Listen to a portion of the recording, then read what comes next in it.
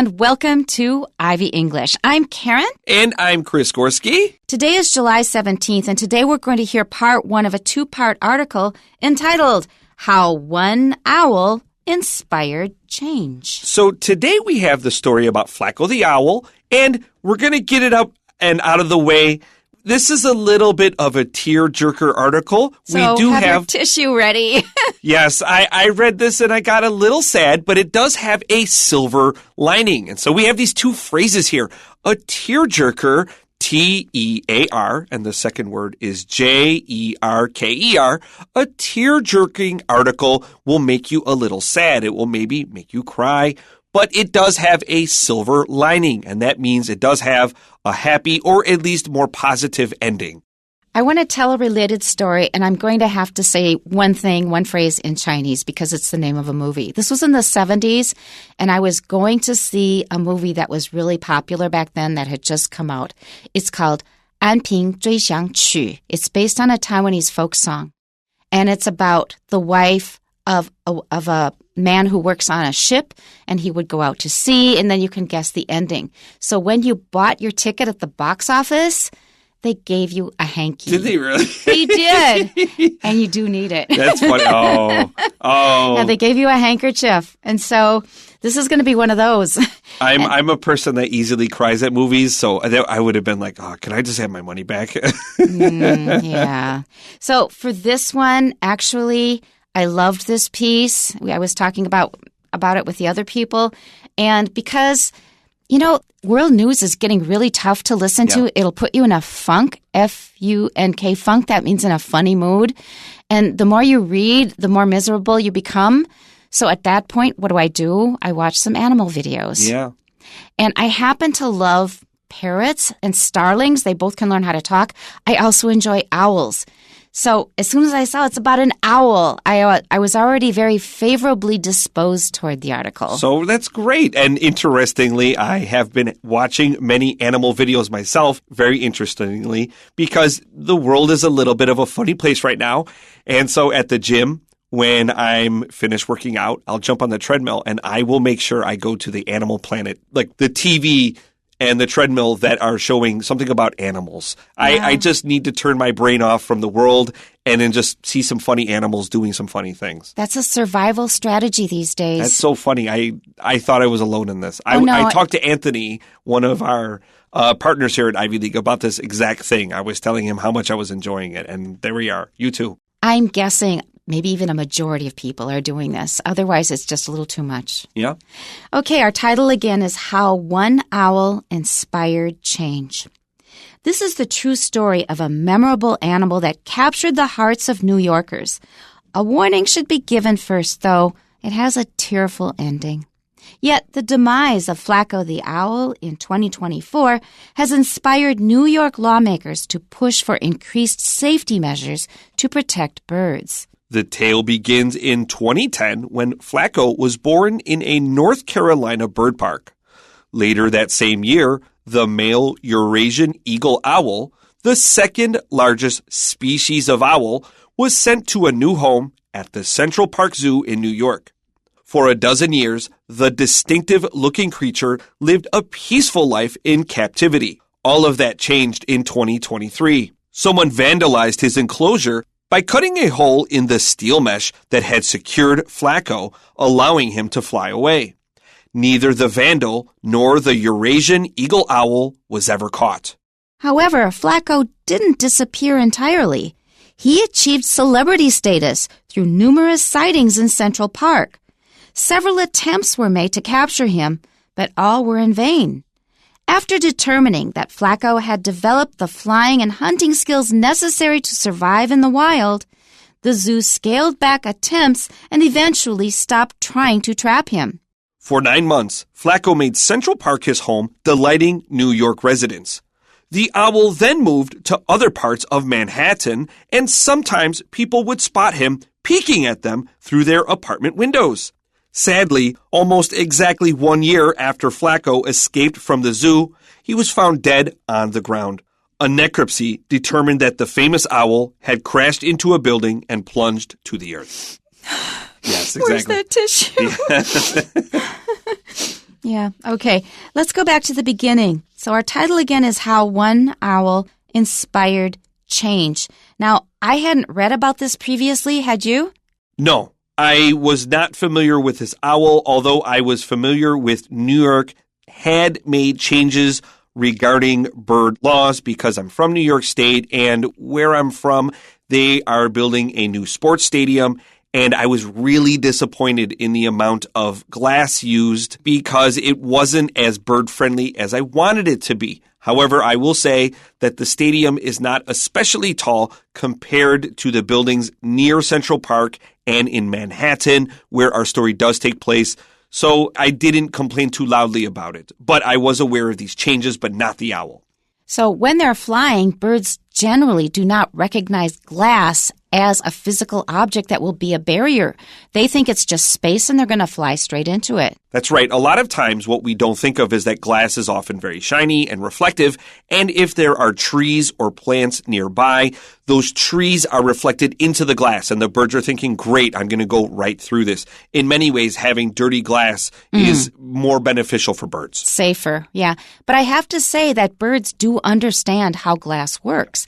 We now have a turtle dove, or it's called a spotted neck turtle dove, nesting right outside a window on our balcony. That's lovely. Yeah, and it was getting scared away at first when it wanted to build a nest every time I walked by, so I put a covering over one of the windows.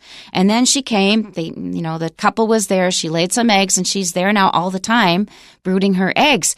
But there's another window next to that. I can kind of peek at her, and she'll look at me, her eye gets really big.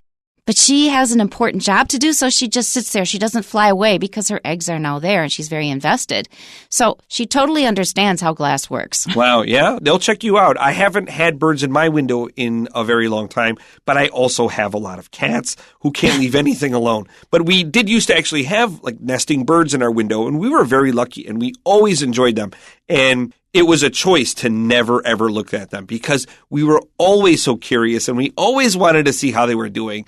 But I understand the birds didn't get that. So, they get scared. They get scared. And so we had to say, okay, well, we're just happy you're here. Take as much time as you need.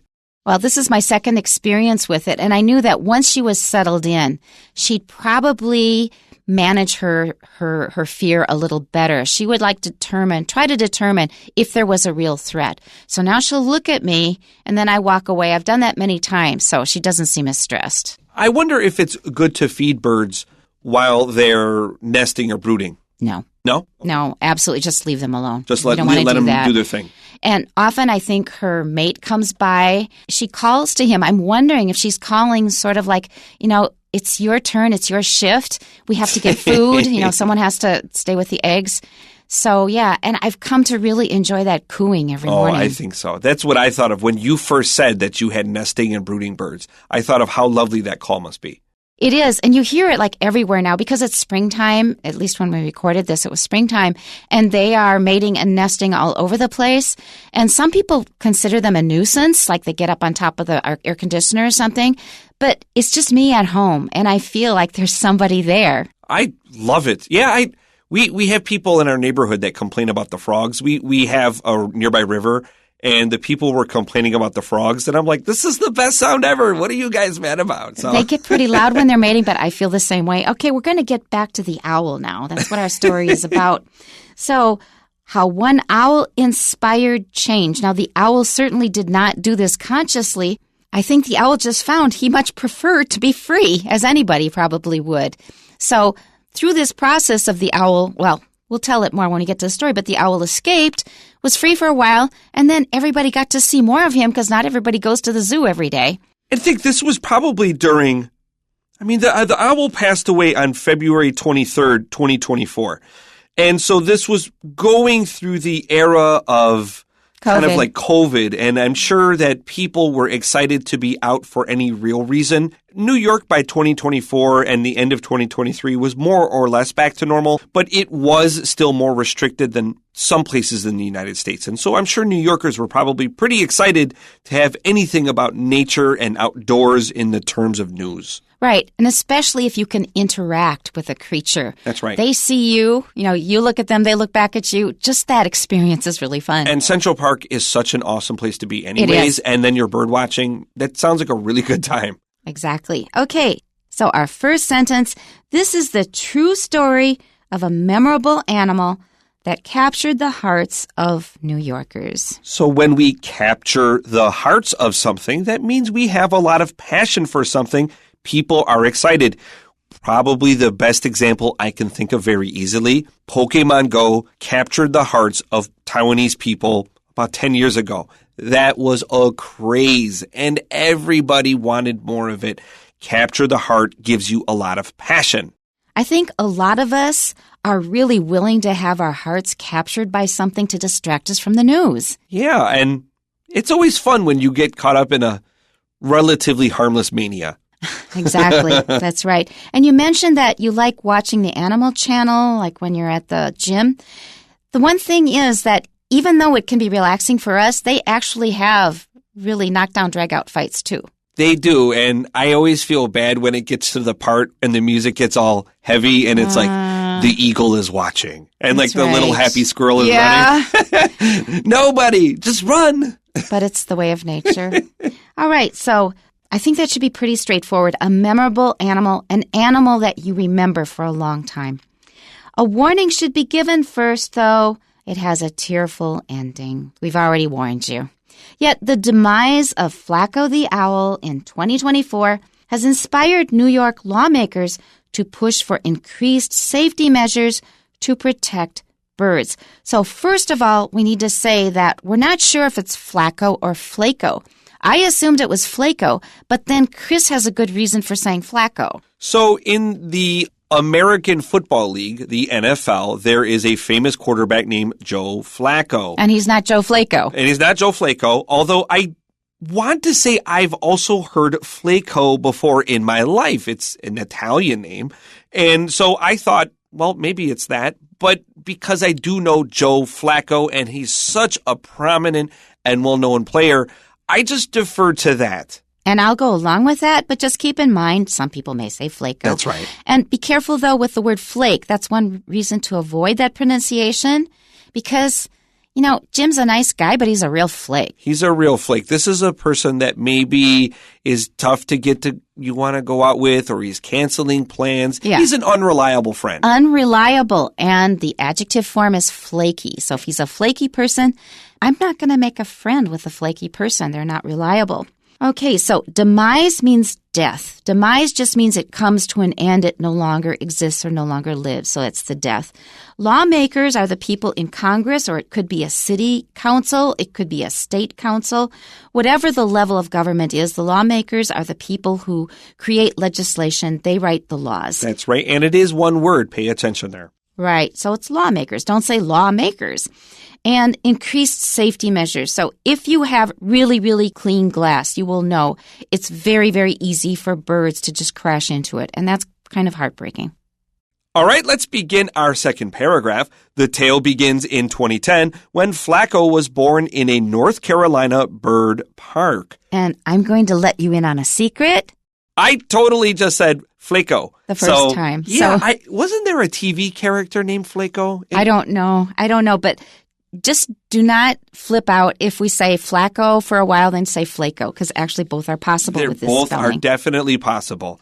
Okay, so let's look at the word tale here. That just means a story. This usually, generally speaking, feels like a fairy tale. It feels imaginative or magical, but it can just mean story. But you'll notice that writers often use the word tale when they're talking about animals. To make a pun, they'll say, here is an animal tale. That's right. For example, the little things above their rear ends. Right, exactly. So this goes back to 2010, and we're in North Carolina. There's a bird park there, a place where it's an aviary, probably, or there is an aviary within the park. That means a huge cage for keeping birds. So there was probably a large aviary there. You have to keep them inside the cage so they don't fly off. Aviary is spelled A-V-I-A-R-Y, A-V-I-A-R-Y, aviary. It comes from the Latin word ave, which means bird. So we're starting out in North Carolina, which is sort of like the northern part of the American South.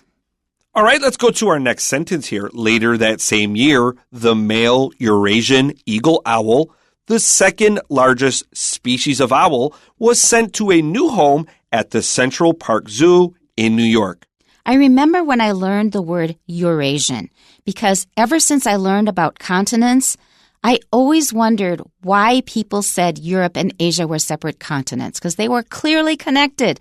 I still think it's weird, and I think it makes more sense to call the whole thing Eurasia. But the thing is, Asia is huge and culturally quite different from most of Europe.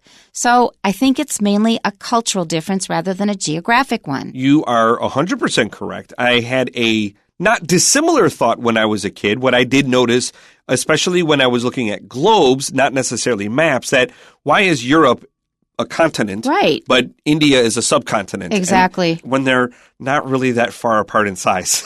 So it's a little bit of ego kind of driving what we consider continents and not continents. Exactly. I'm sure the Australians may eventually begin to have strong feelings about this. Let's look at the word species. Be careful. Species is always plural, whether we're talking about a singular or a plural. So we have a species of owl. And I have two things to say about that. A lot of people say species. Species, like Roseanne Barr says species. You may not know her, never mind. But some say species, some say species. I tend to say species. And I have recently heard to say this is a separate species. Some people, because I've never heard that, yeah.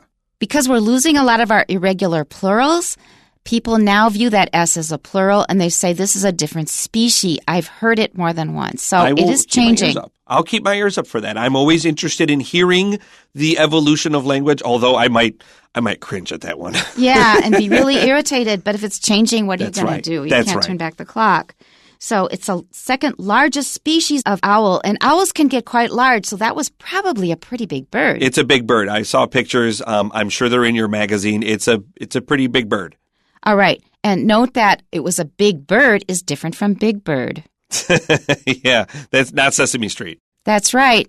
Big Bird is the name of a large bird in Sesame Street, and it's a human. The whole bird with the costume is over 6 feet tall. So not Big Bird, but here it's Big Bird. And it was sent to a new home. So Central Park Zoo, you need to actually have visited the place. I've went to New York many times without really visiting Central Park. But when I finally saw it, I thought, oh my gosh, it's so huge. And what a wonderful thing to have in this busy city. I agree. I thought Taipei may end up in a place where it would have something not dissimilar to a Central Park Zoo. I was hoping for that. It didn't pan out, but that's how it goes. But to have such a beautiful nature preserve kind of stuck right in the middle of this huge city. Extremely wonderful. Urban area, yeah. But we do have Da-en Park, I have to say, which is very nice. All right, let's go on to our next sentence here. For a dozen years, the distinctive-looking creature lived a peaceful life in captivity. When you are in captivity, you are captured. We saw that word in our first paragraph. We are not free. Captive just means to be basically like in jail, but without having done a crime. It's just being a bird. So, although he looked peaceful, he wasn't necessarily happy. All right, here we go to our next sentence. All of that changed in 2023, so now we have some kind of a change. Someone vandalized his enclosure by cutting a hole in the steel mesh that had secured Flacco, allowing him to fly away. I think that's pretty clear. Mesh is wire. It's shaped into usually something like circles or geometric shapes, and then that keeps the creatures out inside the cage from flying out. You have mesh in your house. Just think when you open the windows on a nice day and it keeps the bugs out. That's steel mesh, and that's what was used for the Central Park Zoo, although obviously they used a much stronger version of it. That's right. So a screen has a kind of mesh. Now we have this word vandalized, and this is a verb that means to deliberately destroy or to damage public property. Vandals is the noun form of it, and those come from these guys that went to Rome and knocked the walls down and burned everything. The Romans weren't happy about this, but the Romans actually didn't make a big stink about it. It was actually much later that the Christians were thinking about what happened to Rome and said, man, these Vandals were really not nice guys to the Christians. And that's why we really hate the Vandals today, because those Christians got really mad about this. All right, let's go to our next sentence here. Neither the vandal nor the Eurasian owl was ever caught. So we would want to catch each one of them for a very different reason. We want to put them back in captivity, but one because they broke the law and the other one because they wanted him back. Next paragraph, however, Flacco didn't disappear entirely. So actually, he had left his enclosure, but he was still around. He achieved celebrity status through numerous sightings in Central Park. So, I love this part. Yeah, he was living in Central Park, which says a lot of nice things about Central Park. And I'm sure it made the New Yorkers happy we can still see him. Sightings means that you see him on a certain occasion. Several attempts were made to capture him, but all were in vain. So they saw him, so they thought, well, let's try and capture him. Let's try to catch him. In vain means they came to nothing. They failed. After determining that Flacco had developed the flying and hunting skills necessary to survive in the wild, the zoo scaled back attempts and eventually stopped trying to trap him. And that makes me feel good. I think, well, he's an animal. He shouldn't have been in captivity in the first place. We let him go, but it looks like he can survive. I really like that they kind of looked at it, observed it, and said, you know what, this is working. Let's just let it go. I think this was a good decision. All right, let's go on to our final paragraph here. For 9 months, Flacco made Central Park his home, delighting New York residents. I'm sure anybody that caught a glimpse of him while bird watching was over the moon with it. Right, but you just have to make sure that you do not ruffle his feathers or rub him the wrong way because they have very sharp talons. And I listened to a podcast. It was a murder mystery. It was actually an owl that killed the person with his talons. Really? That's right. So it like swooped down and... Yep. That's interesting. Yeah. So they can be very dangerous because they do that to capture mice to eat. Right. The owl then moved to other parts of Manhattan, and sometimes people would spot him peeking at them through their apartment windows. So from his experience in the zoo, or the bird park, he was probably used to interacting with humans and was curious. And I think the way we love connection with other living beings, not just humans, I think a lot of animals enjoy it too. I think so. And Manhattan, in case you're unfamiliar, that's the place in New York City where there are the many tall, famous buildings. Banks. Yeah. When you think of New York City, you're probably imagining Manhattan. Central Park is in the middle of that. Right. Investment bankers, the people making a lot of money for not doing a lot of concrete things. They're in Manhattan. Excuse me. Okay, let's go to our next sentence here. Sadly, almost exactly 1 year after Flacco escaped from the zoo, he was found dead on the ground. And here is the tearjerker part. That's right. This is the sad part. Right. So it was just 1 year. He managed to survive okay for a year, but he came to his end. All right, our final sentence. A necropsy determined that the famous owl had crashed into a building and plunged to earth. So in addition to Flacco or Flaco being a pronunciation issues for us two native speakers of English, necropsy is a very uncommon word, and you might say instead necropsy or right. Whatever I was saying. Right. I looked it up, though. I had to look it up because I wasn't sure. But just like autopsy is when you examine a dead body to try to determine the cause of death, that's what this is. So we stress the first syllable, necropsy. Which is a useful tip for you also. If you happen to say a word wrong, but you know a related word that has a similar pronunciation, write it down. It's going to help you remember. In fact, I will do that later on in the other articles we read today. Okay, and anything we have to say about this? I have a lot I could say about it tomorrow, and I think we're going to save it for then. Because there's a reason why Flacco had such a hard time living in the wild. He was free, and he was surviving, but there was a problem because of the way cities are built. Because of the urban environment. So tune in next time to hear what it's all about. We'll see you then. Bye-bye. Bye-bye.